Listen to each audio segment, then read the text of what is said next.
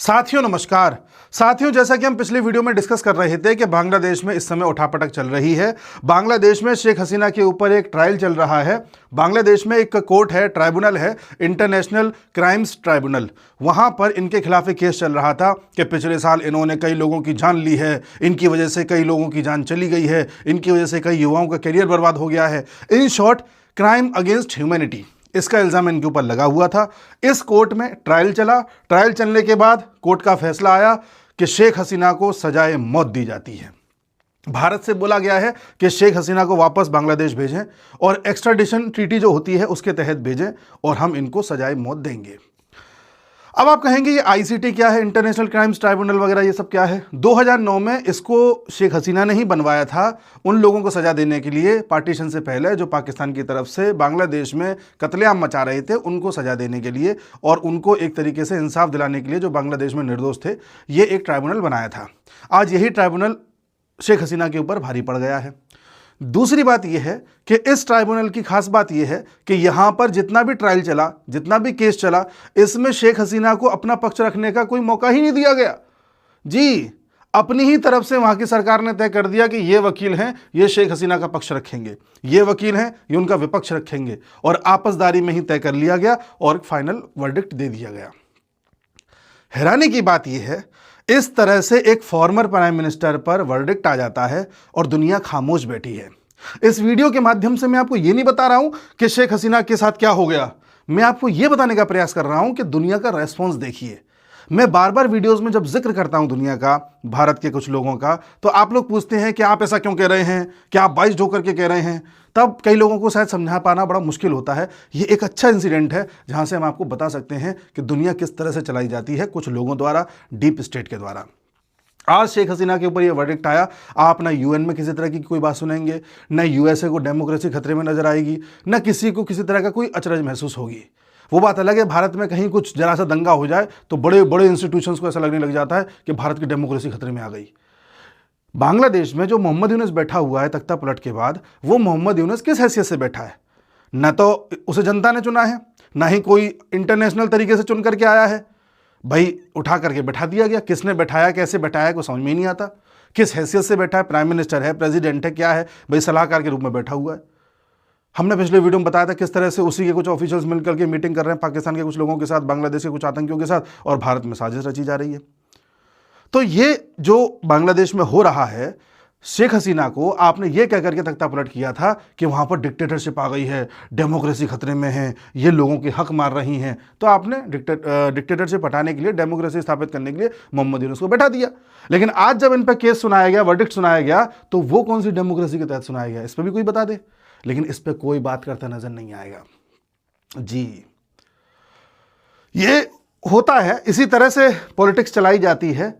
अब जो भारत के ऊपर ट्रीटी के तहत प्रेशर है कि इनको वापस बांग्लादेश भेजा जाए, तो भारत नहीं भेजेगा, क्योंकि इसी में एक सब क्लॉज ये भी है कि अगर किसी पॉलिटिकल वेंडेटा के तहत आप किसी फॉर्मर प्राइम मिनिस्टर को या किसी भी व्यक्ति को बांग्लादेश में बुलाते हैं, तो हम उसे छोड़ें न छोड़ें, हम बाध्य नहीं हैं।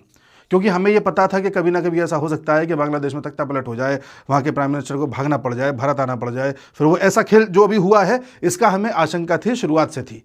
इसलिए इस ट्रीटी में हमने ये प्रावधान रखा था कि पॉलिटिकल कॉज की वजह से अगर कुछ होगा तो हम बाध्य नहीं हैं कि हम उसे दें, या आप भी बाध्य नहीं हो कि आप हमें दो। तो ये भारत का अभी स्टैंड रहने वाला है कि भारत इनको भी नहीं देगा। अब साहब, शेख हसीना, आप कहेंगे हम शेख हसीना का इतना पक्ष क्यों ले रहे हैं? पक्ष शेख हसीना का फिर मैं कह रहा हूँ नहीं ले रहा हूँ, मैं आपको दुनिया की एक रीत दिखा रहा हूँ जिसके तहत चीज़ें चलाई जाती हैं। अब आप देखिए, ये देखिए, इस वीडियो को 1 साल पुराना है। ये उस वक्त का वीडियो है जब बांग्लादेश में प्रोटेस्ट हो रहे थे, तख्ता पलट नहीं हुआ था। इस तरह के वीडियोस बनाए जा रहे थे इन जैसे लोगों द्वारा, और ये सिद्ध किया जा रहा था कि डिक्टेटर है। इसने 2-3 वीडियो बनाए थे शेख हसीना के ऊपर, ये सिद्ध करने के लिए कि भाई देखिए बांग्लादेश में तो सब कुछ डिक्टेटरशिप के तहत चल रहा है। ठीक है, आगे देखिए, इसको देखिए, dictator versus student. Script same है। और ये पार्ट 1 है, ये भी पार्ट 2 लेकर के आए हैं। कहाँ देखो, बाय बाय हसीना, ये तो पार्ट 3 है, बाय बाय हसीना। अब पार्ट 2 पता नहीं रहा, end game for Hasina part 2। किस कदर लगातार प्रोपेगेंडा चलाया गया था, इसे कहते हैं प्रोपेगेंडा। ये कोई ऐसा तो है नहीं इंटरनेशनल रिलेशन का चैनल हो कि साहब इन्हें हसीना पे चर्चा करनी पड़ रही है। फ्रॉम नोवेयर आप हसीना के ऊपर इतनी एक के बाद एक सीरीज सी ला रहे हो। ऐसा कौन सा आप पे दबाव है? ऐसा कौन सा आप जियोपॉलिटिक्स पर डेली चर्चा करते हो जो आप हसीना पर चर्चा कर रहे हो? इस पर हमें विचार करना चाहिए।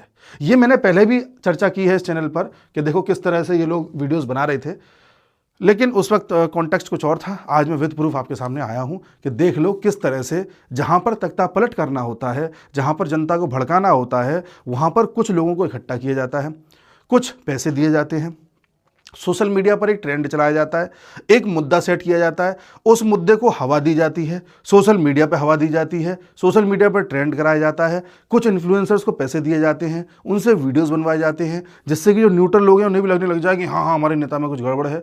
फिर कुछ लोगों को सड़कों पर उतारा जाता है, उनको देख करके कुछ और उतरते चले जाते हैं, फिर हिंसा कर दी जाती है, और फिर इतनी ज़्यादा हिंसा भड़क जाती है कि आउट ऑफ कंट्रोल हो जाती है।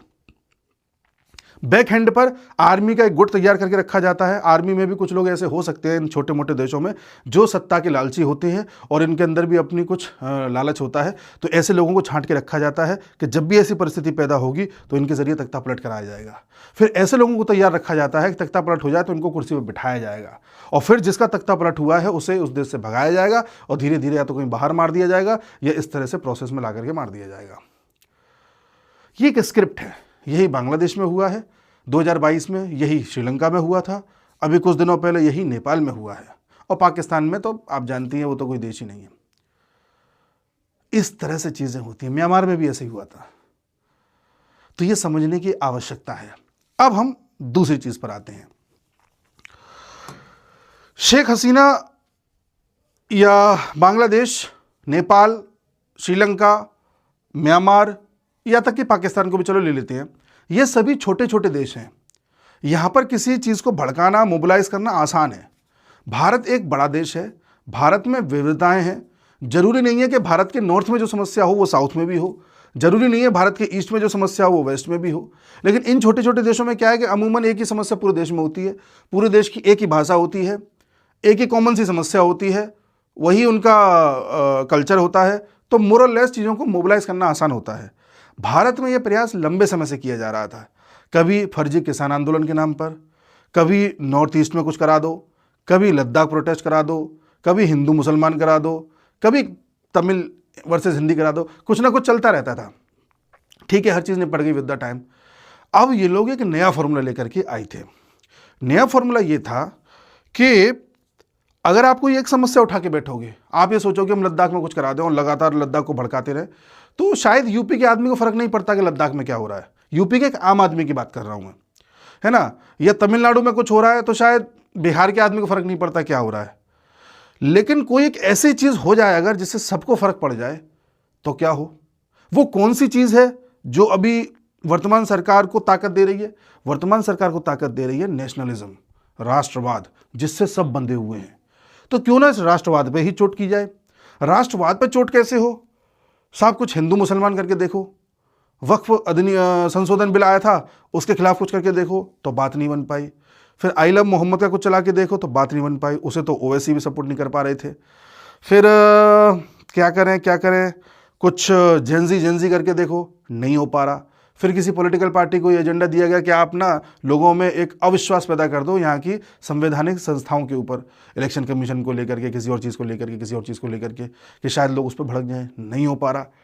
तो एक काम करते हैं, ऐसा इन लोगों ने सोचा होगा, ये जो शरारती तत्व हैं, कि क्यों ना भारत में एक साथ 25-30 जगहों पर कार में ब्लास्ट करा दिया जाए, अलग अलग स्टेट्स में, अलग अलग शहरों में। कोई पता चला यूपी में हो रहा है तो कोई पता चला दिल्ली में हो रहा है, कोई पता चला गुजरात में हो रहा है, कोई पता चला मुंबई में हो रहा है। सरकार समझ ही ना पाए कि अगला कहाँ होगा। सीरियल ब्लास्ट जिसे कहते हैं, क्या पता इस तरह की योजना हो। और जो अभी दिल्ली में ब्लास्ट हुआ है, जिसके बाद तहकीकात हुई है, तो यही चीज़ सामने आई है कि योजना ये थी कि 6 तारीख को ऐसी 32 गाड़ियों में इन्हें ब्लास्ट करना था। 2900 किलो जो अमोनियम नाइट्रेट वगैरह जो कुछ मिला है वो इतनी बड़ी मात्रा में मिला है, तो ऐसा तो है नहीं किसी एक जगह के लिए हो, वो डिस्ट्रीब्यूट करना था। अब जब देश के कई क्षेत्रों में एक साथ विस्फोट होगा, तब न तो सरकार एकदम से कुछ कर पाएगी, न लोग समझ पाएंगे, पूरा देश भयभीत हो जाएगा। अगर यूपी के किसी एक शहर में कुछ हो रहा है तो पूरा यूपी सन्नाटे में रहेगा कि कल को कहीं हमारे शहर में ना हो जाए। उस दिन देख लीजिए दिल्ली में जब घटना हुई तो पूरा देश हाई अलर्ट पे आ गया था कि पता नहीं अब अगली कहाँ हो। और जब ऐसी स्थिति पैदा होगी और सरकार कंट्रोल नहीं कर पाएगी तो जनता गुस्से में आएगी। और ये वो चोट है जहां नेशनलिज्म पर निशाना बनता है। यहाँ ना हिंदू मुसलमान हो रहा है, ना कोई क्षेत्रीय समस्या है, ना कोई भाषा का विवाद है, ये तो सिक्योरिटी का मामला है। मोदी तो बड़ा कहता था कि मैं सिक्योर करूंगा, हिंदुस्तान के लिए जीता हूं, हमने ऑपरेशन सिंदूर कर दिया, पाकिस्तान को हरा दिया। मोदी तो अपने लोगों को नहीं बचा पा रहा। फिर जब लोग गुस्से में आएंगे तब हवा दो इस चीज़ को। क्या पता इनकी और कोई प्लानिंग हो, इसके पीछे कैसे करना है, ऑनलाइन कुछ चलाना है, फिर ट्रेंड कराना है, या पता नहीं क्या इनकी योजना रही हो। लेकिन इस बार मोडस ऑपरेंडी ये था। जैसा कि राइसिन नाम का जहर मिला कि बना रहे थे ये लोग, खाने के किसी चीज़ में मिला देते। इन्होंने रेकी करी थी, जो फूड स्टॉल्स होती हैं वहाँ की करी थी, मंदिरों का प्रसाद होता है वहाँ की करी थी, आरएसएस के कार्यालय की करी थी, बताते शायद लखनऊ की भी कहीं की करी थी, कई जगहों की रेकी करके आए थे। मान लीजिए किसी एक मंदिर, जहाँ मंदिर में भीड़ बहुत रहती है, वहाँ पे लोग प्रसाद लेकर के निकले, पता चला एकदम से वहाँ 2500 लोगों की मौत हो गई प्रसाद खा के। पता चलेगा अलग तरह की टेंशन। फिर ऐसा खौफ पैदा हो जाता है देश में कि आदमी कुछ खा रहा है तो डर रहा है। लेबनान में आप देखिए किस तरह से पेजर फट रहे थे, तो वहाँ लोग इतने डर गए थे कि पता चला एसी चला रहे हैं तो फट गया, ये जो पेजर था वो चला रहे हैं तो फट गया, कोई तो और चीज़ इलेक्ट्रॉनिक उठा रहे हैं वो फट गई। तो एक खौफ पैदा हो जाता है। देश को इस तरह से साजिश में डालने का पूरा प्रोग्राम सेट किया था इन लोगों ने बांग्लादेश में बैठ करके। और अभी भी मोहम्मद यूनुस बांग्लादेश में इलेक्शन कराने के मूड में नहीं है।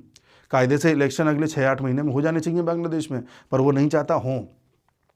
इसलिए क्या किया जाए, अच्छा अगर इलेक्शन कराओगे भी तो आवामी लीग, मैंने पहले भी वीडियो में बताया था, आवामी लीग को डिसमेंटल कर दिया है। शेख हसीना भारत में बैठी हुई है, सब कुछ है, लेकिन आवामी लीग का आज भी वहाँ पर जन समर्थन है 50 से 60% तक। ऐसी स्थिति में ज़रूरत यह है कि आवामी लीग के नेता को ही निपटा दो, पूरी पार्टी ऐसे डिसमेंटल कर दो कि वो जितने भी उससे संबंधित नेता थे सब छुप जाएं, कोई सामने ना आ पाए। फिर एक बचेगी बीएनपी पार्टी, फिर उसको सत्ता में ले आओ। ये मोहम्मद यूनुस की चाल है। और मोहम्मद यूनुस ये चाहता है, ये ऐसा जाल बिछा रहा है। मोहम्मद यूनुस क्या, उसको जो गाइड करने वाले लोग हैं, कि अगर भारत शेख हसीना को नहीं लौटाएगा तो वो वहाँ पर माहौल बनाएगा कि देखा भारत नहीं लौटा रहा है, भारत सपोर्ट कर रहा है, भारत किस तरह से सपोर्ट करके बांग्लादेश में बम फुड़वा रहा है, देखो ढाका में जगह जगह पे जो बम ब्लास्ट हो रहे हैं, जो उनके समर्थक कर रहे हैं, वो भारत करवा रहा है, ऐसे करेगा। और अगर भारत शेख हसीना को वापस कर देता है तो वो 50 से 60% लोग हैं वो अगेंस्ट हो जाएंगे, तो वहाँ पर दंगा चालू हो जाएगा। तो दोनों ही केस में बांग्लादेश में बवाल तो होना है। और दोनों ही केस में मोहम्मद यूनुस चाहता है कि मेटर नेशनलिज्म का आ जाए, जिससे कि मामला फिर इंडिया के अगेंस्ट हो जाए, वो फिर अपनी सत्ता को और लंबा खींच सके, ये कह करके कि इंडिया के साथ टेंशन चल रही है। मोहम्मद यूनुस भी वही स्क्रिप्ट फॉलो करना चाहता है जो आसिम मुनीर पाकिस्तान में बैठ के करना चाहता है। बलूचिस्तान का मीर यार बलोच है, उसने बाकायदा चेतावनी दी है कि पाकिस्तान का आसिम मुनीर ये चाहता है कि भारत के साथ एक स्मॉल स्केल वॉर हो जाए, जिससे कि वहाँ के लोगों में जो डिससेटिस्फैक्शन है 27वें संशोधन को लेकर के, वो डिससेटिस्फैक्शन नेशनलिज्म की भावना में तब्दील हो जाए और सबके सब आसिम मुनीर के साथ जाके खड़े हो जाए। ये बात वहाँ कही जा रही है, मतलब बलोच वाले लोग कह रहे हैं, वहाँ का नेता है। तो पाकिस्तान का आसिम मुनीर खुद ऐसा चाह रहा है, ये भी ऐसा चाह रहा है, कहीं ना कहीं हम भी चाह रहे हैं कि आ ही जाओ के तुम। तो इस समय ये जो हो रहा है पूरा खेल इस तरीके से चलाया जा रहा है। अब मैं आपको एक चीज़ और बताता हूँ, प्रोपेगेंडा की हम बात कर रहे थे ना, मैंने आपको बताया था प्रोपेगेंडा किस तरह से चलाया जाता है। आप एक चीज़ पर गौर कीजिएगा, आपके इर्द गिर्द कई ऐसे लोग होंगे जो गाज़ा के लिए अपने आंसू बहाते होंगे कि फ़िलिस्तीनियों के साथ ऐसा हो रहा है, गाज़ा वालों के साथ ऐसा हो रहा है, इस तरह से। इन लोगों से ये पूछना कि आप गाज़ा वालों के लिए, फ़िलिस्तीनियों के लिए आंसू क्यों बहा रहे हो, वो कहेंगे वो हमारे भाई बहन हैं, वो भी मुसलमान है, इस्लाम के नाम पे कर रहे हैं, जाहिर सी बात है। फिर उनसे ये पूछना कि बलूचिस्तान में भी जिस तरह से ये पाकिस्तान की आर्मी बलूच लोगों को मार रही है, किडनैप कर रही है, गायब कर दे रही है, न जाने कितने हजार लाख बलूचिस्तानी लोग गायब हो चुके हैं, मारे जा चुके हैं, वो भी तो मुसलमान हैं, उनके लिए कोई आंसू क्यों नहीं बहाता? आप देखिए, ऑल आइज ऑन रफा जब चल रहा था, कई सेलिब्रिटीज स्टेटस लगा रहे थे, लेकिन कभी किसी ने स्टेटस नहीं लगाया ऑल आइज ऑन बलूचिस्तान, कभी किसी ने स्टेटस नहीं लगाया all eyes on Xinjiang province, जहां पे चाइना उइगुर मुसलमानों को मार रहा है। क्या वो मुसलमान नहीं है? इस पर तो कोई बात नहीं करता। जो आदमी भारत में रह करके गाजा फिलिस्तीनियों के लिए आंसू बहा रहा है, उन्हें नक्शे पे ये भी नहीं पता होगा फिलिस्तीन है कहाँ, पर आंसू बहा रहा है। क्यों? प्रोपेगेंडा। मैं ये नहीं कह रहा कि फिलिस्तीनियों के अगेंस्ट हूँ मैं या गाजा के अगेंस्ट हूँ ना, मैं हमास के अगेंस्ट हूँ, क्योंकि उसने अटैक किया था इजराइल पर। फिलिस्तीनों के नहीं है, फिलिस्तीन अलग है, हमास अलग है, पहला पॉइंट। दूसरा पॉइंट ये है कि मैं ये चाहता हूं कि लोग सारे फैक्ट देखें फिर डिसीजन लें। अगर आप देखोगे तो 1967 में जब कई सारे फिलिस्तीन से निकल करके पनाह लेने के लिए जॉर्डन भागे थे, अड़ोस पड़ोस के देशों में भागे थे, तो सभी देशों ने उनको वापस फिलिस्तीन भगा दिया था। कोई फिलिस्तीनियों को पनाह देना नहीं चाहता। जॉर्डन ने तो फिलिस्तीनियों को मार मार के भगाया था, और मारने में पाकिस्तानी आर्मी की सहायता ली थी। पाकिस्तान की आर्मी गई थी जॉर्डन के किंग को सपोर्ट करने के लिए, और पाकिस्तान की आर्मी ने 25,000 फिलिस्तीनियों को मार दिया था। 25,000 फिलिस्तीनियों को, चेक कर लीजिए। इसे कहते हैं ब्लैक सितंबर वॉर। 67 में भागे थे, 1970 में भगाया गया था। इसे कहते हैं ब्लैक सितंबर वॉर 1970। गूगल पे डाल लेना, मिल जाएगा, सारी डिटेल मिल जाएगी। तो जो ये पाकिस्तानी आज नाटक करते हैं ना, ये किस तरह के पैसे में बिकाऊ लोग हैं, आप देख लीजिए। ठीक है साहब, ये पूरी कहानी चल रही है। इस तरह से प्रोपेगेंडा चलता है, इस तरह से खेल चलता है, और इस तरह से लोग ब्रेन वॉश्ड होते हैं और अपने ही देश के खिलाफ खड़े हो जाते हैं। अभी भी ध्यान रखिएगा, ये बांग्लादेश की तरफ जो कुछ भी हो रहा है, पाकिस्तान की तरफ जो कुछ भी हो रहा है, इन सब में एक फेक नैरेटिव भी चलाया जाएगा। आप जब भी फेसबुक खोलोगे, कई सारे पोस्ट ऐसे दिखाई देंगे जिसको देख करके आपको लगेगा कि आपकी आर्मी कमज़ोर है, आपकी सरकार कमज़ोर है। आपको लगेगा कि पाकिस्तान और बांग्लादेश किसी मोड़ पर, किसी मॉरल ग्राउंड पर जीत रहे हैं, है ना। इस तरह से पूरा एक प्रोपेगेंडा चला, फेक नैरेटिव चलाया जाएगा। उससे बच के रहिएगा। हर चीज़ को गूगल पर क्रॉस वेरीफाई करिएगा, गवर्नमेंट के सोर्सेज से क्रॉस वेरीफाई करिएगा, क्योंकि अब ये इस चीज़ पर भी उतरेंगे। आपको ऐसे ऐसे फैक्ट बताए जाएंगे जिसको सुनकर के आपका खून खोल जाएगा। लेकिन बचिएगा उस चीज़ से। एआई से संबंधित वीडियो आ सकते हैं, एआई से जनरेटेड इमेजेस आ सकती हैं, कोई बयान जारी कर दिया जाएगा कि मोदी ने ऐसा कह दिया। ठीक है, हर चीज़ से तब बचिएगा जब तक आप उसे क्रॉस वेरीफाई ना कर लें और आप ना समझ जाएं कि ये वास्तविक है। तो अगला मोर्चा इनका ये भी हो सकता है। खैर, अब क्या होता है, मिलते हैं अगले वीडियो में। तब तक के लिए नमस्कार।